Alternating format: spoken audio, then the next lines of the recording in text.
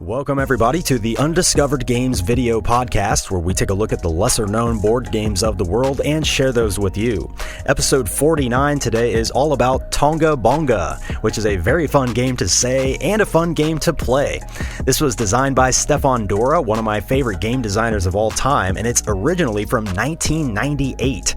So this game has been out of print for many years. I've been trying to track down a copy since about 2019 when I really became a Stefan Dorra fan, and I have not been able to find the original Tonga Bonga. But it does not matter anymore because it's back in print. Korean publisher Playte has recently reprinted this and repackaged it using their very innovative L-board design, where the box becomes the game board. So it does not take up much shelf space at all, but it still looks nice when it's all set up on the table. Now, Playte did provide this review copy of the game for the video, so that's why you see the paid promotion tag, but I've been trying to find this game for several years, and I probably would have made an episode anyway, even if it didn't get reprinted.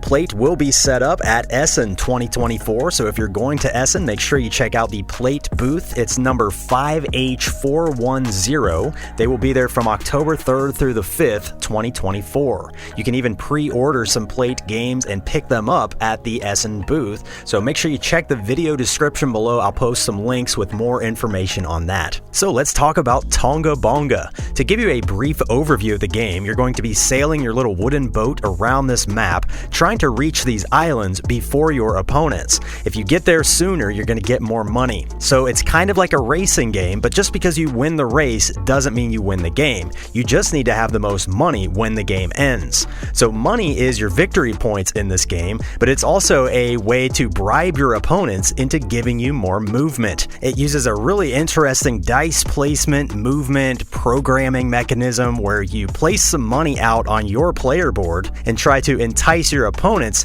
to give their best dice to you. So essentially you're offering up victory points in exchange for more movement. Hopefully more movement, but it doesn't always work out that way. This game can be a little unpredictable at times, but that's what makes it fun. So it's a really neat closed economy of money, and then that dice placement system can be quite brutal at times, which I really like in this game. It's got a really good player interaction, even though it's a very light game. I mean, this is like a 1.5 out of 5 in complexity. You know, it's kind of like a family weight game here, but that simple mechanism of offering up money to the other players in exchange for dice is what the gamers out there are really going to latch on to. So let's take a deeper look at Tonga Bonga. I'll show you how to play the game, and I'll continue to talk about why I think this is an undiscovered game worth checking out. Before we get started, make sure you are subscribed right here on YouTube at undiscovered_games to learn more about lesser known board games. All right, let's get started. We're going to set up a 4-player game, but the setup is the same whether you play with 3 or 4 players. Each player chooses a player color, and then they're going to take some materials in their player color. So you get 4 flags, 3 dice, and 1 ship. Each player also starts with 20 money, so you can just take 3 5s and 5 1s from the bank. Each player places their ship on Tonga Bonga Island right here in this wavy space, so everybody starts the game with their boat right here. Find these dolphin tiles. There are 8 tiles. Mix them face down and place 1 on each dolphin space of the map. There will be 1 left over. You return that to the game box. These will be placed randomly to change the game a little bit every time you play. I'll go over these special tiles later in the video. Now, each player also has a hiring board in their player color that looks like this. So these are going to be placed either above the game board or below the game board in player order. So first you have to determine a start player. The rulebook suggests whoever most recently visited an island by sea would get to go first. Whoever's going first, you place their board farthest to the left. So let's say the red player is going first, their board goes here, and then we just go clockwise around the table and place these boards like this. This is going to show the turn order for the entire round. At the end of the round, the red player will move to the end of the line, and then the yellow player will be the first player in the next round of the game. So it's just an easy way to track who went first, and then that's always going to go clockwise each round. So you're just going to play a series of rounds. The game end will be triggered as soon as a player has reached 4 different islands with their ship and then sails back to Tonga Bonga. When that happens, you finish out the round and then you just count your money. Whoever has the most money at that point wins the game. So even though there is a little bit of a race going on to get to these islands and then make it back to the start, that doesn't mean you're going to win the game. You just need to have the most money when the game ends. Each game round works exactly the same way. There are 4 phases to a game round, and they always happen in this order. Phase 1 is wage determination. Phase 2 is sailor placement. Phase 3 is sailing. And Phase 4 is wage payment. And each phase is conducted in this player order from left to right. So let's look at these phases in detail. Phase 1 is wage determination. This is where the players take turns placing a certain amount of money onto their hiring board, which is meant to entice the other players into placing their dice there. Let me show you how this works. So starting with the red player, they choose a certain amount of money from their personal supply and place it on their board up here. You have to place at least $1 on the captain and at least $1 on the sailor, but you can place however much money you want up here. So let's say the red player puts $3 on the captain and $2 on the sailor. Now it's the yellow player's turn. They decide they're going to put $5 on the captain and $2 on the sailor. Then it goes to the white player. White decides to put $6 on the captain and $2 on the sailor. Finally, the orange player goes and puts $2 on the captain and $2 on the sailor. So this money is going to be paid out to whoever's dice are next to this money at the end of the round. And you'll see how that works in a minute. But basically, you are offering up victory points by putting money here on your board in hopes that other players will want to put their best dice on your board. So that is the first part of the round. You just choose the money, put it out on your board. Again, you have to put at least $1 on the captain and at least $1 on the sailor. You go in turn order just like that. And now it's time for phase 2. This is called sailor placement. This is where you roll your 3 dice and place them out on these player boards. These dice are numbered 1 through 5, and then they have a C6 sailor on one side as well. If you ever rolled a C6 sailor, that just means you cannot place that die this round. However, you can do a reroll action, which I'll talk about. So let's say we're going here. It's the red player's turn to go first. They roll all 3 of their dice. Let's say they roll a 5, a 3, and a C6 sailor. Now, right now, they can decide to re-roll. When you re-roll, you can re-roll 1, 2, or 3 of your dice, but you have to pay $2 to the bank. If you re-roll and you're still not happy, you can re-roll again, but it costs $3 to the bank. You re-roll again, it costs $4 to the bank. So the more you re-roll in a single turn, the more expensive it gets. And remember, your money is your points. So yes, you have some flexibility there to push your luck, but you're spending points to roll again. So let's say the red player does not want that C6 sailor. They're going to pay $2 to the bank and re-roll just that die. They re-roll and they roll a 2. Let's say they're still not happy. They're going to pay $3 to roll it one more time, and they roll a 4. So they're just going to stop rolling. They're happy with a 5, a 4, and a 3. Now they have to place these dice on their opponent's hiring boards. You have to place 1 die on each opponent's board. So red decides right now where these will go. Let's say they put the 4 here, the 5 here, and the 3 here. Whenever you place a new die onto one of these boards, it always goes farthest to the left. So if there are no dice on there, it has to go in the leftmost position, which is what the red player did there. Now, when the other players start placing their dice, if they play a matching or higher number, it's going to bump these dice down a space, and I'll show you how that works. So after the red player goes, it becomes the yellow player's turn. They roll all 3 of their dice. Let's say they roll a 3 and a C6 sailor and a 2. Let's say they pay 2 money to the bank, they re-roll these 2, and they roll a 3 and a 2. So they did a little better. Maybe they don't want to spend any more money. They're going to stop rolling. Now they have to place their 3, and their 2 on their opponent's boards, 1 on each. Again, they cannot place on their own player board. So if they put a 3 over here, it's going all the way to the left. If they put their 2 here, it's going to go to the right of the 5 because it's smaller.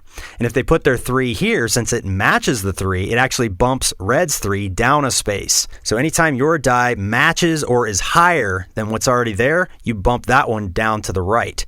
And that's important because at the end of the round, wherever your dice end up is how much money you're going to get to collect. And you'll see how this works here in a minute. Let's keep the round going. It's white's turn. They roll a 4, and a 1, and they're going to stop rolling right there. They're not going to pay to re-roll. If they put their 4 here, it's actually going to bump this 4 down 1. If they put their 4 here, it's going to bump both of these down. And if they put their 1 over here, it's going to go to the right of this. So that's what they do. Then it goes to the orange player. Orange rolls a 5, a C6 sailor, and a 2. Orange decides they're not going to re-roll. They're just going to place their 5 and their 2. They're going to put their 2 here, which squeezes between the 3 and the 1. It bumps the 1 down a space. But since it's lower than the 3, it stays to the right of the 3. And then their 5 is going to bump all these down because, again, matching or higher numbers will bump everything down. So the 5 bumps all these down like this. And that's how it all shakes out. That's the end of phase 2, which is sailor placement. Now, there's one thing to note, and that is in a 3-player game, in phase 2, when you're placing dice, you are allowed to place 1 or 2 dice on an opponent's player board. You still have to always place your dice on your opponent's boards, but in a 4-player game, you have to place 1 die on each other player's board. In a 3-player game, you can place 1 or 2 dice on your opponent's boards. And that's the only rules change between 3 or 4 players in the entire game. And now we move to phase 3, which is sailing your ships. So we go in turn order again, starting with the red player. Now your movement points are determined by all the dice on your hiring board. So red has a total of 6. They have a 3, a 2, and a 1. You just add those numbers up. That's how many spaces red gets to move. So I need to discuss the movement rules, but basically this phase of the round would be red moving 6 spaces, then yellow moving 8 spaces, then white moving 13 spaces, and then orange finally would move 10 spaces. And that would be the end of the sailing phase. But let's talk more about the movement rules. When you move your ship, you always go 1 space at a time, and you always must go adjacent to where you are in a forward path. So you cannot reuse the same spaces you used on this turn. When you move, it costs 1 movement point per space. You can always go through the blue ocean spaces. You obviously cannot travel through land spaces. So to move your ship from here to here, for example, would cost 4 movement points. 1, 2, 3, 4. If you want to move through an opponent's ship, you have to pay an extra movement point. So if the yellow player was here and I wanted to move there, I would have to pay 1, 2, 3, 4, 5 to get from there to there.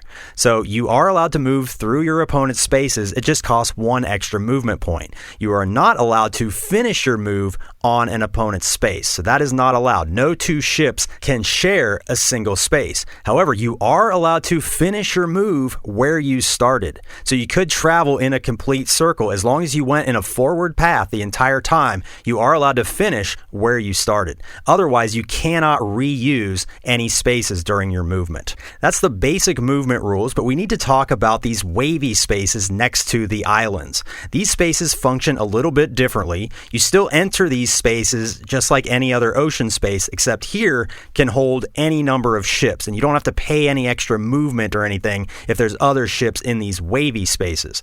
These are the spaces you have to travel through in order to place your flag onto the island to set up camp. You're trying to set up camp on 4 different islands and then make it back to Tonga Bonga. So you do not place flags on Tonga Bonga, you place flags on any of these islands that have the wavy spaces. Let me show you how this works. As you're traveling, as soon as you enter a wavy space, you get to place one of your flags onto that island. That shows that you've set up camp there. As soon as you set up camp, you take $25 from the bank. Now, if there are any other players with flags there already, you have to pay them each $5 from your money. So it pays to get to these islands first because you don't have to pay anybody else. And then when other players come there, they're going to have to pay you because you got there before them. So it definitely pays to get to the islands early if you can, but everybody has limited movement, so it's not that easy.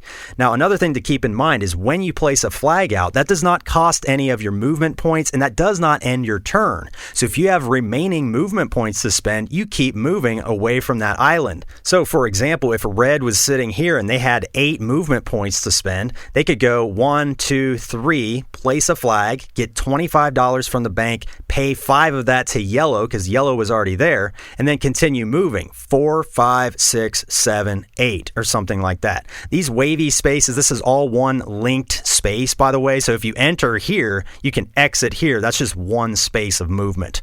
So that's kind of how those work. Just remember, when you hit a wavy space, you immediately put your flag out, take $25 and pay 5 to anybody who was already there with their flags. It's also worth noting that you cannot have more than one of your flags on the same island. So red can't come back to this island later and put another flag. You have to hit 4 different islands with your flags. Now, when you're sailing your ship around this board, you might come in contact with those special tiles that we placed at the setup. Remember, these were placed randomly throughout the map on these special spaces, and when you're moving, you might get to collect something special or be penalized depending on which tile you hit. So let's talk about how these tiles work. There are 4 types of tiles. We have the wind tile, the sunken treasure tile, the treasure map, and the ghost ship. Let's go over these individually. They're very easy to understand. The wind tile just gives you extra movement when you enter that space. So as soon as you hit a wind tile, you just add whatever number is on there to your total moves. It's worth noting the wind tiles never leave the board. So anybody can use these. You just have to travel through them and add that movement to your movement points. The sunken treasure tiles do leave the board. Now these are instant money, but you have to end your move exactly on the sunken treasure. So if you pass through it, you do not take it. If you end your move on it, you take that tile off the board, and then you get this much money instantly from the bank. Now these are like a little race, so you're trying to beat your opponents to get to these treasure tiles. These treasure maps, you just have to pass through these, and these also come off the board. So you do not have to end your move exactly to collect the treasure map. And what the treasure map shows is it'll have a specific island and a certain amount of money. And what that says is whenever you reach that island after taking this tile, you immediately get the money showing on the tile. So it kind of gives you like a destination where the treasure is. So that's kind of a fun thing to go for as well. And again, you just have to pass through a treasure map tile to collect it. And then you can just hold that. Whenever you hit this island again in the game, you get that money from the bank. Really fun to try to race against your opponents to get those treasure tiles and the sunken treasure as well. Now the ghost ship tile is a bad tile. First of all, you can never move through this space. This is totally off limits. You have to go around the ghost ship. But to go on any space that's touching the ghost ship is going to cost you money. It costs you 3 coins per die on your hiring board, which is brutal. So if you have 3 dice on your board when you're moving, each of these spaces is going to cost you 9 money. So you definitely want to avoid the ghost ship if possible. And what's cool about the ghost ship is it's only 1 tile, but since it's placed randomly at the beginning of the game, where that is on the map is going to drastically change how you move around the board. So just that 1 tile being placed differently each game is going to shake up the game quite a bit. And those are all the rules for sailing your ship. So let's move to the last phase of the round, which is phase 4, wage payment. And this is where you're just going to go through these hiring boards and divvy out this money to whoever's die is next to it. So going down the line here, the yellow player gets this $3, the orange player gets this $2, the white player gets this $5, the red player gets this $2, the orange player gets this $6, the red player gets this $2, the white player gets this $2, and the yellow player gets this $2. So as you can see, only those first 2 areas pay, and any other dice that got bumped down to that 3rd position do not get any money. So that's where that dice placement can be quite brutal, and I love that part of the game. So once everybody collects their payment, that's the end of the round. You just take all your dice back. This start player here goes to the very end of the line, and now the next player becomes the start player for the following round. So yellow will go first in the next round, starting by placing their wages out on their player board, and so on. Play is going to continue this way. You just keep doing that over and over again until one player has reached 4 islands, put their flags out on 4 different islands, and then sails back to the start at Tonga Bonga. As soon as that happens, that player gets 10 money for getting back to Tonga Bonga, but you finish out the round. Now, other players do have a chance to make it back to Tonga Bonga, so anybody who hasn't moved yet, if they can make it back to Tonga Bonga, they get 10 money as well. So that's just like a little bonus if you can make it back to Tonga Bonga at the end of the game on that final round. After that, you do your final income collection from your dice, and at the end of all that, the player with the most money is the winner. There is no official tiebreaker in the rulebook, so if you have any ideas for a good tiebreaker, let me know in the comments below. I'd love to read about them. And for now, that ends the tutorial section of the video, and now I'll get into my rating and review. So as you can see, this game is super light, super simple to learn, but that doesn't mean it's a bad game. In fact, I would give this game an 8.5 6.5 out of 10. And on my rating scale, that's a B. So it's not like the best game ever, but for what it is and how simple this game is, that's a pretty good rating. And I'm happily keeping this in my collection. I can see us playing this quite a bit. We've had it for like a week and a half now, and we've logged 6 plays. I'm not tired of this game. I think it's really interesting, just that system of giving some money up to the other players to hopefully get the better dice on your board. But it's not an exact science. It's kind of a gamble sometimes, especially depending on where you are in turn order. I love how you place out your money one at a time, so whoever is first in turn order sort of sets the bar for the other players when they're placing out their money.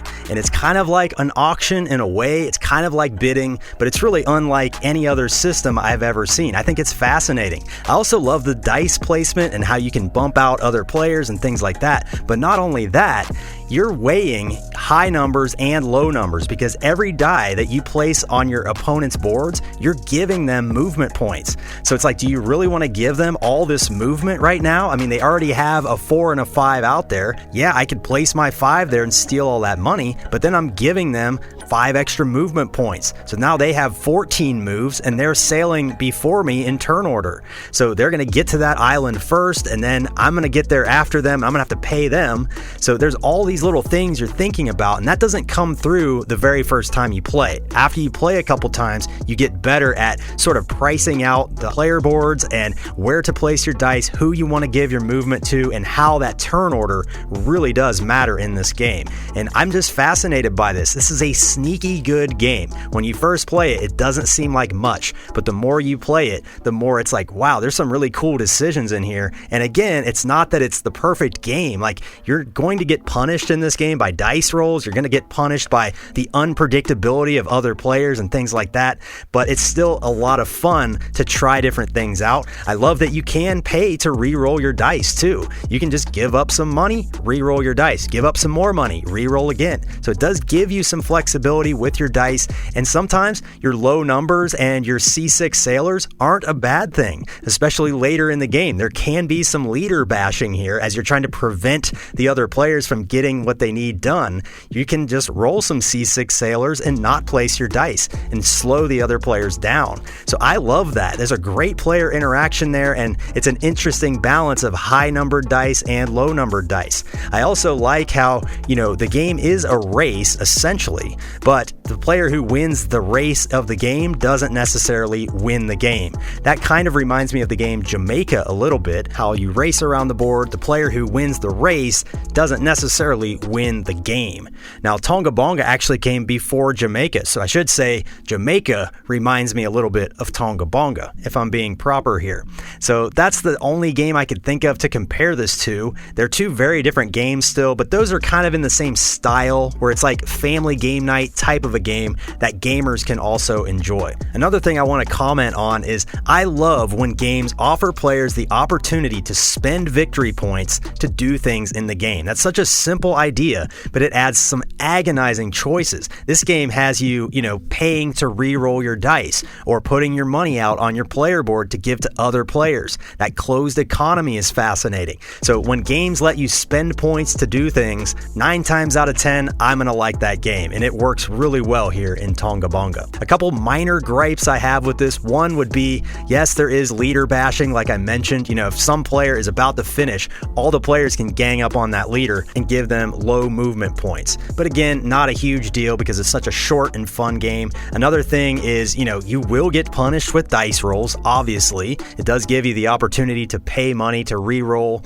but that's just kind of brutal sometimes. You're also going to get punished by the other players and their unpredictable moves. You can't know for sure what your opponents are going to do if they're after you in turn order, but the turn order does rotate. I'm just saying there's lots of times where you're just guessing and gambling and hoping for the best. And for that, some of you out there won't like that. I find it to be exciting and fun. I don't really care if it's the perfect, strategic experience. It's just fun.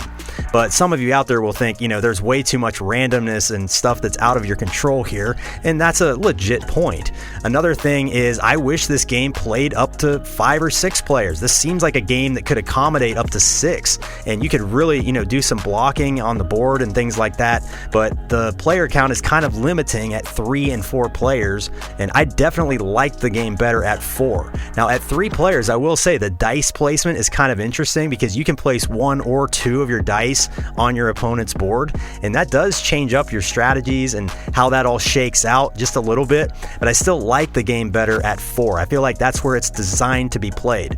But again, I wish I could play this with 5 or 6, so that's a minor gripe. Finally, there's no official tiebreaker. That always bothers me, but again, a game this light, it's like whatever. This is just a fun time, and hopefully this video showcases the game and helps you decide if this is a game you want to check out. So let me know in the comments, does this remind you of any other games you've ever played before? Does this look like a game you would enjoy? All that stuff and anything board game related, drop it in the comments below. I am happy to chat about board games with all of you. If you're new to the channel, welcome. Please consider subscribing right here on YouTube at undiscovered_games. We discuss the lesser known board games of the world. That's our entire focus here. Older games, forgotten games, or reprints of old games like we did today. So I have 48 previous episodes you can catch up on, and I have an epic episode 50 coming up next. That's going to be my top 50 favorite board games, and I can't wait to share those with all of you. That's just going to be like a context episode to kind of give you all an idea once again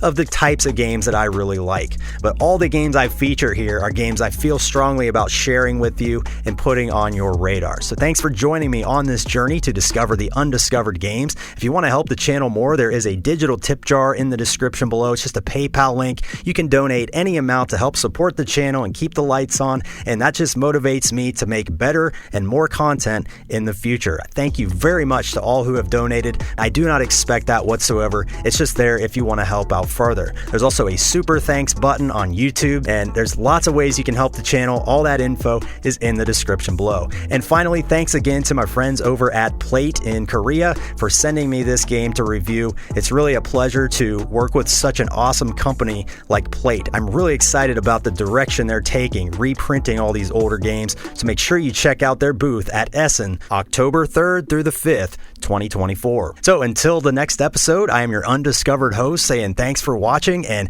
I'll be back with that epic episode 50 in a few weeks. It's probably going to take me a few extra days to get that episode together, so maybe around 3 to 4 weeks when that episode drops. So stay tuned. I will be continuing to post over on my Instagram at undiscovered_games as well. I'm going to review some other Playte games over there, so check those out also. Thanks for joining me, everybody. We'll see you on the next one.